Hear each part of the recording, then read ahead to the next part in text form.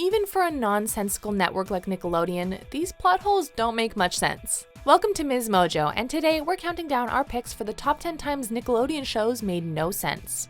For this list, we're looking at the various times our favorite Nicktoons and shows may have thrown all logic out the window. Number 10, The Inside Story, Rugrats.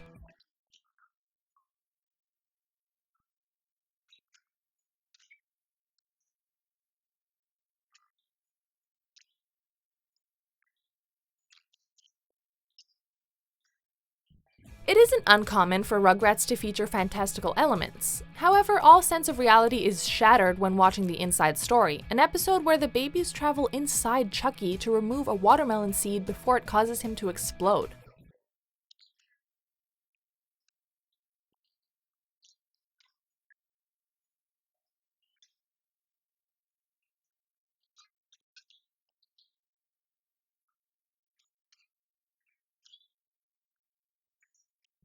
This is where reality and fantasy start to blur. We could accept that the babies managed to shrink their sizes with a lamp, but that's not how science works. Chalking it up to playing pretend doesn't work either.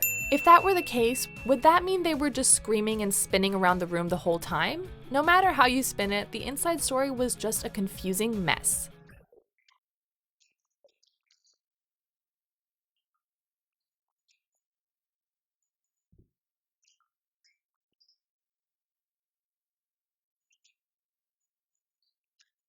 Number 9, The Various Endings, Invader Zim.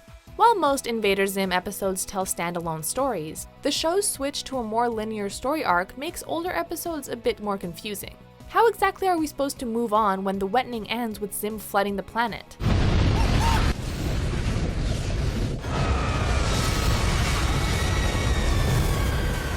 How come Bolognius Maximus ends with Zim and Dib turning into meat, yet they're back to normal in the next episode?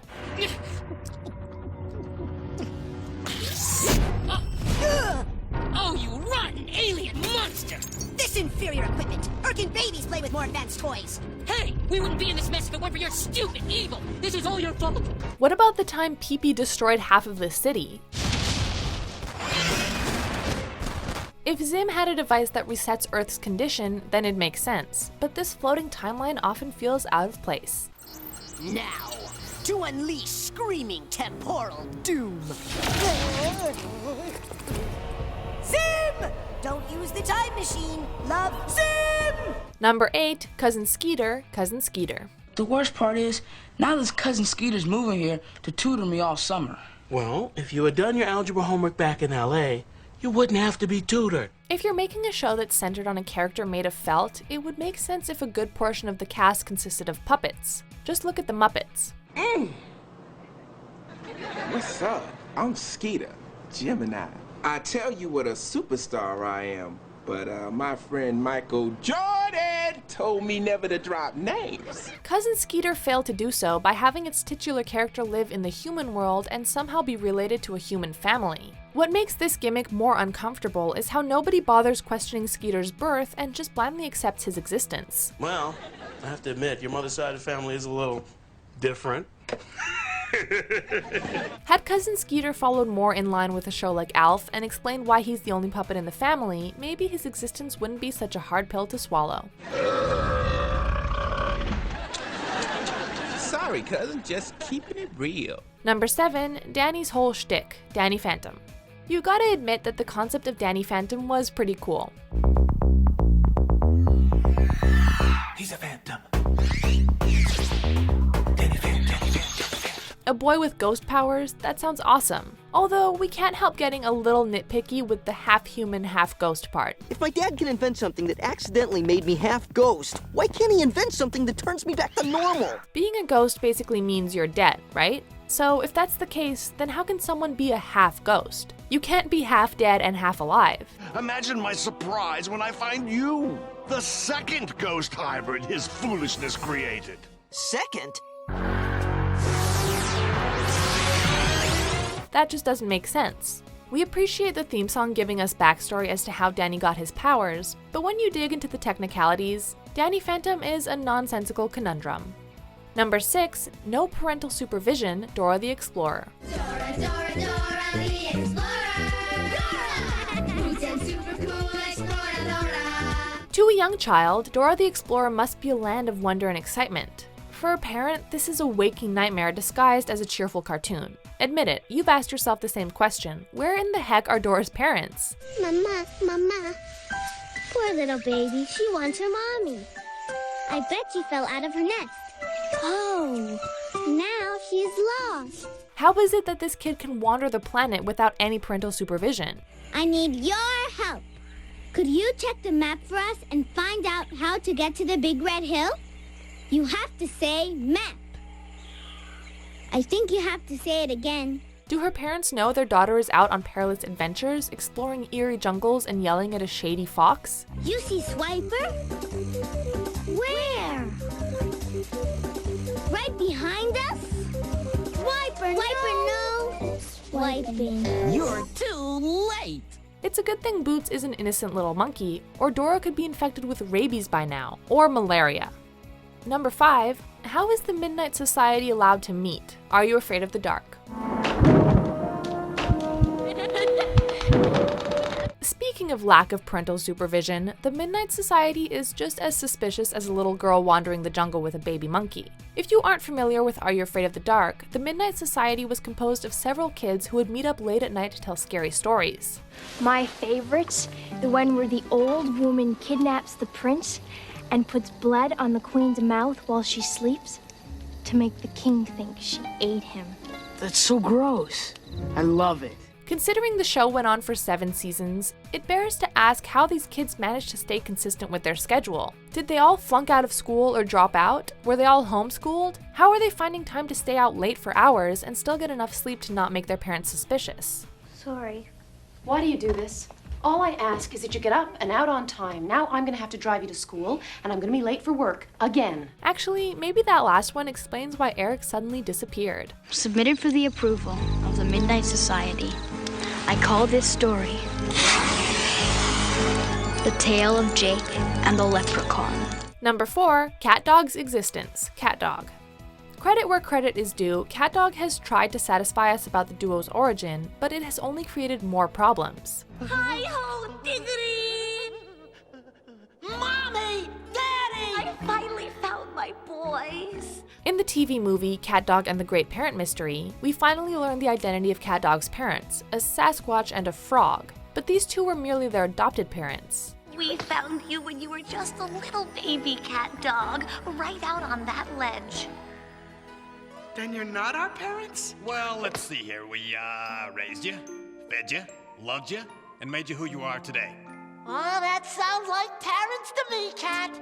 Okay, so if we aren't getting an answer for how CatDog was born, can we at least get an explanation of their anatomy? Well, then where did we come from? Well, dear, we really don't know. Like, what happens when one of them eats something? On second thought, let's not go down that road.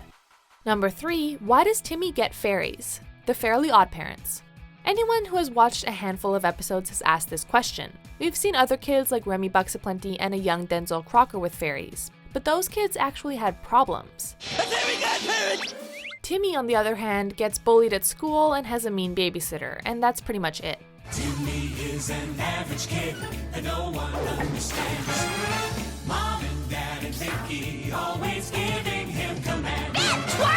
His parents love him, he has friends, and he lives in a sizable home. Is his life really that bad when compared to someone like Chester, who lives in a trailer with his dad and has to worry about his braces all the time? Game over! Losers lose!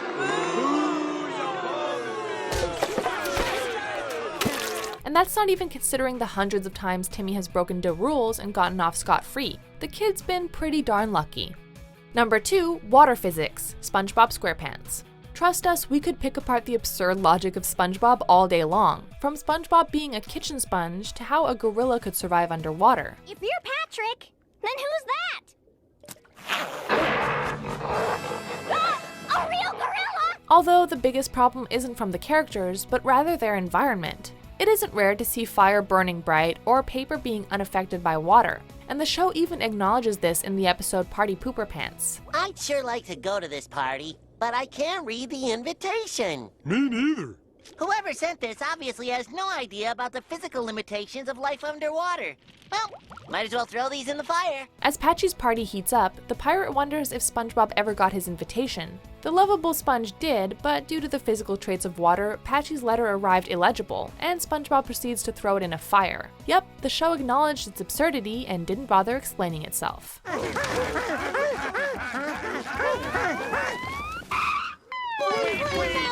Before we get to our most nonsensical top pick, here are a few honorable mentions. I love you.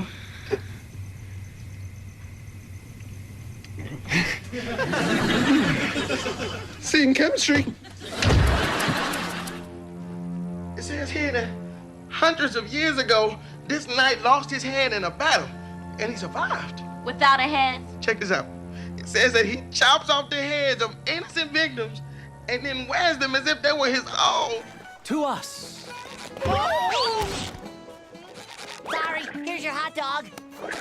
Okay, Patrick, here I come. Before we continue, be sure to subscribe to our channel and ring the bell to get notified about our latest videos. You have the option to be notified for occasional videos or all of them.